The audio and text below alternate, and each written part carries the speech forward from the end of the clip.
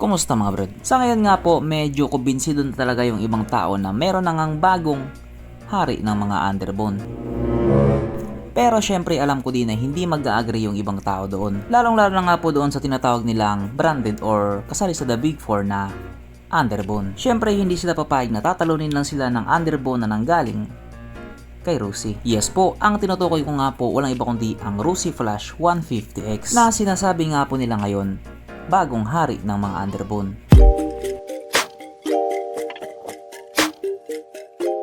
Pero syempre bago tayo magpatuloy, kung bago ka pa lamang napadpad dito sa aking walang kwentang channel, huwag ka na mag-subscribe.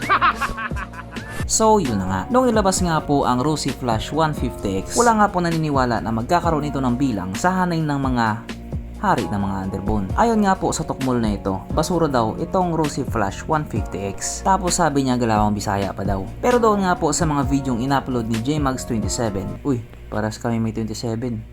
Palautog din siguro to.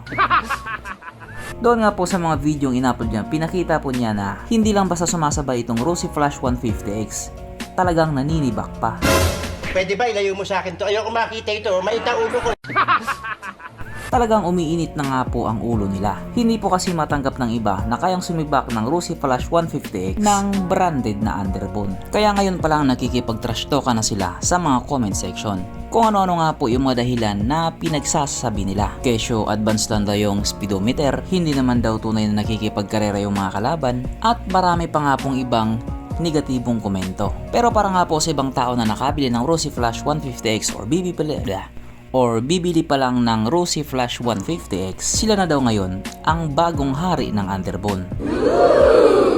Kaya dahil dyan, pag-usapan na lamang natin bang meron sa motor na ito at kung gaano nga ba talaga siya kaganda. So ito nga po ang poging Rusi Flash 150X na mayroong 149.6 cubic centimeter engine displacement, 4-stroke single cylinder, dual overhead cam with 4 valves, fuel injected, at syempre ito po ay naka-liquid cooled.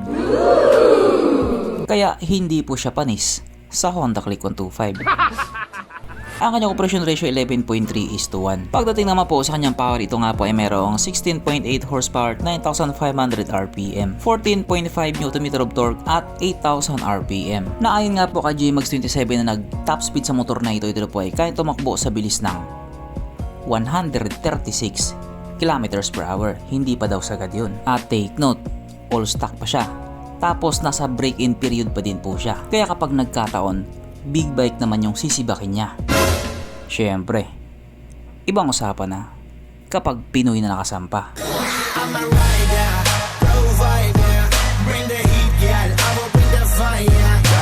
Ang kanyang tangke ay kayang magkarga ng 5.3 liters fuel ng capacity na kumukonsumo naman na po ng 52 kilometers per liter. So kung dati nga po marami ang nirereklamo na malakas sa gas ang Rusi na motor, ngayon medyo mag-iiba na talaga ang storya. O diba?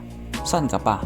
Malakas na, matipid pa. Hindi, wow. Ang sukat na niyang gulong 90/80/17 sa harap at 120/70/70 naman sa likuran. So isipin nyo na lang kung manipis pa ang gulong nito, mas may ibubuga pa talaga siya. Pagdating naman po sa kanyang braking system, ito po ay naka-disc brake sa harap at disc brake din po sa likuran. Yun nga lang, hindi katulad doon sa mga branded na underbone, wala po itong ABS. Pero okay lang naman yun, wala naman pong problema doon. As long as marunong ka lang magdala, ligtas ka. Pero kung tanga ka, yari ka.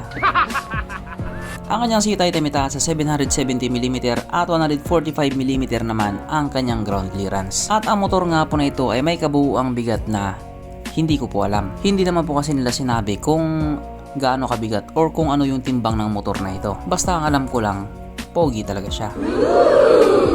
Mapunta naman po tayo sa iba pa niya mga features. So ang ilaw nga po sa motor na ito, naka full LED na po. At kung titignan nga po natin kapag nakaharap siya, may kamukha talaga siya. Branded nga daw po yung kamukha niya. Kaya ibig sabihin lang nun, gwapo din talaga itong motor na ito. At sa bagay, pagdating naman sa itsura niya, wala naman talagang question doon. Gwapo naman talaga siya. Ang kanyang gauge panel ito nga po ay kombinasyon ng analog at may maliit na digital. At yung itsura nga po niya, may kamukha na namang iba. Parang chapsuy ng labas. Pero unlike nga po sa ibang mga branded, hindi po ito nakakiles. Yes po, disusi pa din po ang gamit-gamit dito sa motor na ito. Pero okay lang din naman yun. Malay nyo, pagkasunod na labas nila or yung mag-update sila ng model, nakakiles na, diba? At kapag nangyari nga po na ganun, talagang napakalupit na ni Rusi. Pero syempre dito sa bagay na to, malupit na talaga siya dito sapagkat meron nga po itong USB charging port na malaking bagay nga po para sa lahat ng rider. Para kahit saan ka nga po magpunta, hindi ka na mangangamba na baka malobat yung cellphone mo kasi nga manonood ko pa ng Pornhub. So bukod nga po sa mga features na yun, wala naman na talagang espesyal sa kanya. Wala din po itong kickstart na palagi nga pong ginagawang excuse ng mga tao para hindi bumili ng motor na ganito. At ganito nga po yung linyahan nila. Bibili na sana ako kaso wala palang kickstart. Yun lang talaga yung concern nila, yung kickstart. Pero sabi naman ng mga dealer, Uy, bebentahan ka sana namin kaso wala ka palang pambili. yun lang, ang lakas maghanap ng wala pero wala din palang pambili. Pero dito may pambili ka man o wala, alam kong hinahanap mo talaga to. Sapagkat nandito na nga po tayo sa exciting na part, ang kanyang mga suspension. So sarap ang bahagi nga po, ito ay ginamitan ng telescopic fork. At sa likuran naman ito po ay gumagamit ng monoshock na ayon nga po sa mga taong nakagamit sa motor na ito, maganda ang bounce.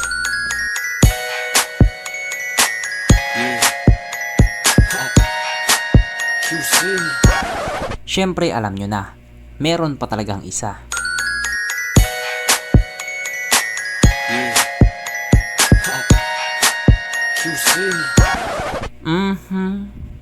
Panigurado. Wala na namang nalungkot. At dahil wala nga pong nalungkot, alamin na po natin kung present nga ba sa motor na ito yung tatlong pinaka-importanting features. So, una na nga po dito ang kanyang lagayan ng istalyon at good news mga brad. Meron siyang ganon. Meron siyang lagayan ng istalyon. Kaso lang wala po siyang sabitan ng pulutan. At oras na nga po para sa ating Red Horse check, ang pinaka-importanting feature sa isang motor. At ayon nga po sa aking masusing pag-aanalisa, ang motor na ito ay kayang magkarga ng isang kahong Red Horse.